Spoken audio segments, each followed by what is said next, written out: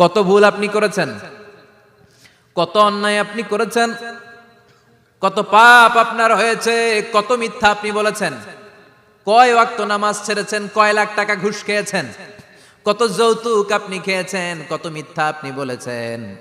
আপনার পাপ যত বড় হোক, যত বিশাল হোক, যত বেশি হোক, আল্লাহর দয়ার পরিসীমা তার চাইতেও বড়। আপনার পাপ, আপনার অন্যায়, আপনার জুলুমগুলো যদি হয় খালের পানির সমান, বিলের পানির সমান, আল্লাহর দয়া সাগরের পানির সমান। আপনার পাপ যদি হয় সাগরের পানির সমান, আল্লাহর দয়া মহাসাগরের পানির সমান। আপনার পাপ আর অন্যায় যদি হয় পাহাড়ের সমান, আল্লাহর দয়া আকাশের সমান। আপনার পাপ যদি হয় আকাশের সমান, আল্লাহর দয়া আরশের সমান। এজন্য আল্লাহ বললেন, ইয়া আইয়ুহাল্লাযীনা আমানু তুবু ইলাল্লাহি তাওবাতান নাসুহা। ও আমার গোলাম, তুই তোর নিজেরে যত বেশি ভালোবাসিস তার চেয়েও আমি তোরে বেশি ভালোবাসি। তোর বাবা মা তোরে যত বেশি ভালোবাসে তার চেয়েও আমাদেরকে বেশি ভালোবাসে কে? আল্লাহ বললেন, ভালোবাসারে তৈরি করার পরে আমি 100 টুকরা করলাম। চিল্লায় বলেন, কয় টুকরা? 99 টুকরা ভালোবাসা আমি আল্লাহ নিজের মধ্যে রেখে দিলাম। 1 টুকরা ভালোবাসা গোটা বিশ্বের সবার মধ্যে আমি ভাগ করে দিলাম। এজন্য আল্লাহ ডেকে বললেন, গোলাম আমি যে তোদের কত ভালোবাসি তোর ধারণা নাই। চোখের পানি ছাড়, গুনার কথা স্মরণ কর, তওবা কর। তওবার মতো তওবা করলে সব গুনাহ মাফ করে দিতে পারে কে? বিশ্বনবী বলে, আমার কোনো গুনাহ নাই, তারপরেও প্রতিদিন 70 বারেরও বেশি আমি তওবা করি। আল্লাহে ইন্নী আস্তাগফিরুল্লাহ ওয়া আতুবু ইলাইহি আকসার মিন 70 মাররা। Could you imagine that? কল্পনা করছেন কোনদিন যে নবীর গুনাহ নাই, ওই নবী তওবা পড়ে প্রতিদিন 70 বার, আকসার 70 বারেরও বেশি। আমার পড়া দরকার কয়বার? আপনার পড়া দরকার কয়বার? বিশ্বনবী 70 বারের বেশি বললে আমাদের পড়া দরকার কয়বার? আর আমরা প্রতিদিন পড়ি কয়বার? কথা কন। আমাদের ভুল হবে, ভুল হতে সমস্যা নাই, ভুল হওয়াই মানুষের স্বভাব, কিন্তু ভুল হওয়ার পরে ভুলের উপর অটল থাকা যাবে না। শয়তান আর মানুষের মধ্যে এই মৌলিক পার্থক্য। শয়তান ভুল করে ভুলের উপরই আছে, ঠিক কি না?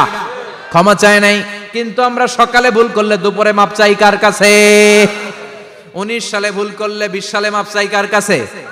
মৃত্যুর আগ পর্যন্ত আমরা ক্ষমা চাইলে ক্ষমা করে দিবে কে? সব সময় 24/7 তওবার দরজা খোলা, 2টা সময় ছাড়া। ভালো করে মনে রাখবেন, মুখস্থ ঠোঁটস্থ যেন থাকে। 2টার সময় তওবা কবুল হয় না। চিৎকার করে বলেন, কয় সময়? এক হলো বাদাল গারগারা, গরগরানি যখন আসে, মালাকুল মাউত যখন চলে আসে, মালাকুল মাউতরে যখন দেখে ফেলবেন তখন তওবা কবুল হবে নাকি? কথা কন। ফেরাউনের নাম শুনছেন? ওরা যখন আল্লাহ লোহিত সাগরে ডুবাইয়া পানি খাওয়াইতে লাগলো, পানি খাইতে খাইতে পেটটা হয়েছে এত বড়, আর পানি খাইতে পারেন। এরপর হাত তুলে কয়, আনা মিনাল মুসলিমিন।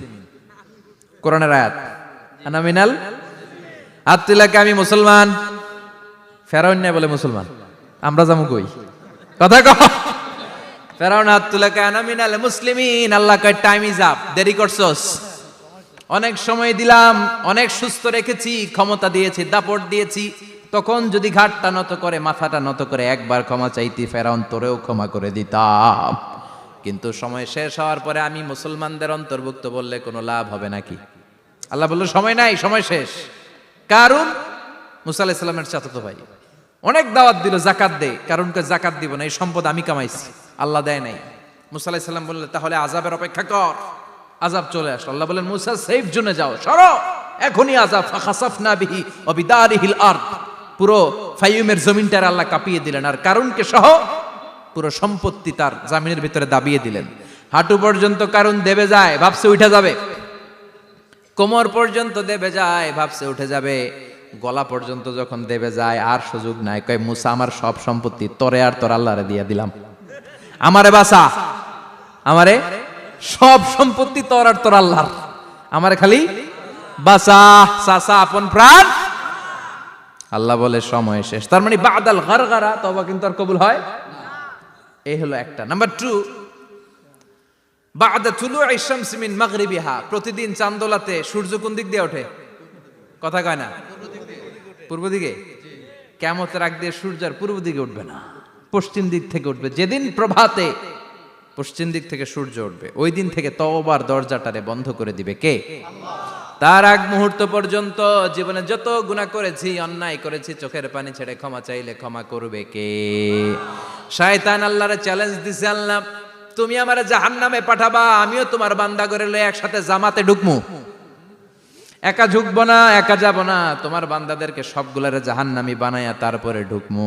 তোমারে চ্যালেঞ্জ দিলাম, একটারও জান্নাতে ঢুকাইতে পারবা? আল্লাহকে তুই আমার চ্যালেঞ্জ দিলি? আমি তো সব রাজার বড় রাজা, মহারাজা, আমার চ্যালেঞ্জ দেশ, এত সাহস পাইলি কই? তুই আজীবন ওয়াসওয়াসা দিয়ে পাপ কাজ করাবি, একদিন তাফসীর মাহফিলে এসে আমার বান্দা ক্ষমা চাবে, আমি মাফ করে দেবো, তুই কি করবি? আজীবন অন্যায় করবে, আজীবন পাপ করবে, জুলুম করবে, একদিন চোখের পানি ছেড়ে আমার কাছে কান্নার মতো কান্না করলে আমি সব গুনাহ মাফ করে দেব।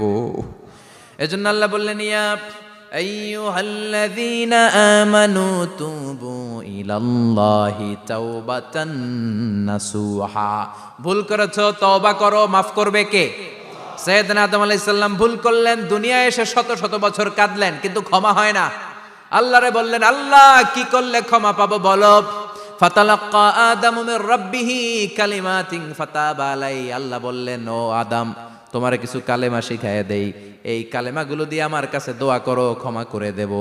আল্লাহ শিখায় দিলেন, ও আদম, দুই হাত তুলে চোখের পানি ছেড়ে আমার কাছে পড়ো, রব্বানা, পড়েন, রব্বানা যালামনা আনফুসানা ওয়া ইল্লাম তাগফির লানা ওয়া তারহামনা লানা